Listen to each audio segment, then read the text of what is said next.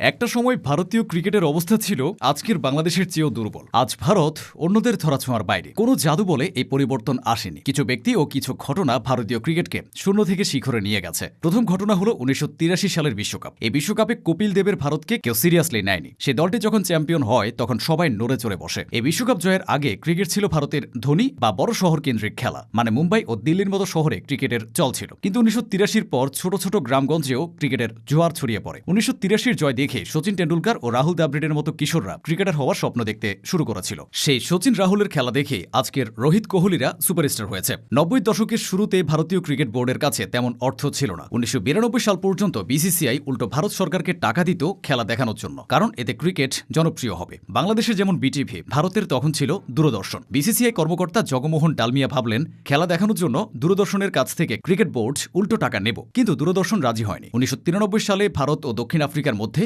Hero cup অনুষ্ঠিত হওয়ার কথা ছিল। ডালমিয়া তখন বিদেশি কোম্পানি TWI মানে ট্রান্স ওয়ার্ল্ড ইন্টারন্যাশনালের কাছে $6 লক্ষ সম্প্রচার সত্ত্ব বিক্রি করে দেন। বিষয়টা আদালত পর্যন্ত করায়, কিন্তু শেষ পর্যন্ত সুপ্রিম কোর্ট রায় দেয় যে বোর্ড তার খেলা যে কোনো চ্যানেলে বিক্রি করার অধিকার রাখে। এখান থেকে ভারতীয় ক্রিকেটে টাকা স্রোত আসা শুরু হয়। বর্তমানে আইসিসির মোট লাভের প্রায় 38.5% ভারত পায়, যেখানে অস্ট্রেলিয়া ও ইংল্যান্ডের মতো দেশগুলো পায় মাত্র 5.6%। কারণ আইসিসি যত বৈশ্বিক স্পন্সর যেমন MRF, বাইজুস, এমিরেটস, তাদের মূল টার্গেট হলো ভারতের 140 কোটি মানুষের বাজার। আসা যাক আইপিএল প্রসঙ্গে। ভারতকে শক্তিশালী করতে আইপিএল এর ভূমিকা অসীম। যেখানে আম্বানি ও টাটা গ্রুপ বিনিয়োগ করে, সেখানে কি পরিমাণ টাকা ওড়ে তা অনুমানই করা যায়। 2024 থেকে 2028 এই সময়টার মধ্যে আইপিএল এর মিডিয়া সত্ত্ব বিক্রি হয়েছে প্রায় 48,390 কোটি টাকায়। মানে আইপিএল এর প্রতিটি ম্যাচ থেকে বিসিসিআই প্রায় 118 কোটি টাকা আয় করে। শুধু অর্থরা, আইপিএল এর মাধ্যমে ভারত প্রচুর ব্যাটসম্যান পায়। শুভমান গিল, অভিষেক শর্মা, জয়সওয়াল, রিঙ্কু সিংরা জাতীয় দলে ঢোকার আগে আইপিএল নামক পরীক্ষায় উত্তীর্ণ হয়ে এসেছেন।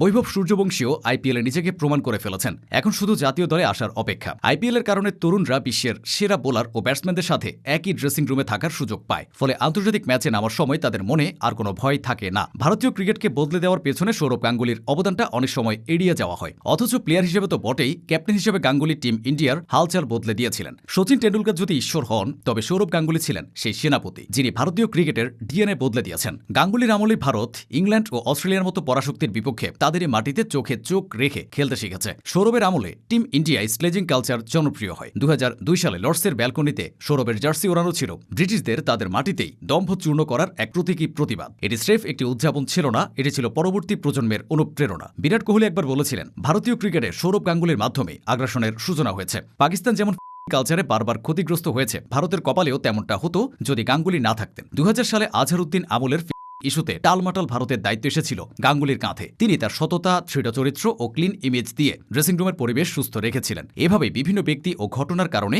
ভারত আজ বিশ্ব ক্রিকেটের সুপার পাওয়ার হয়ে উঠেছে।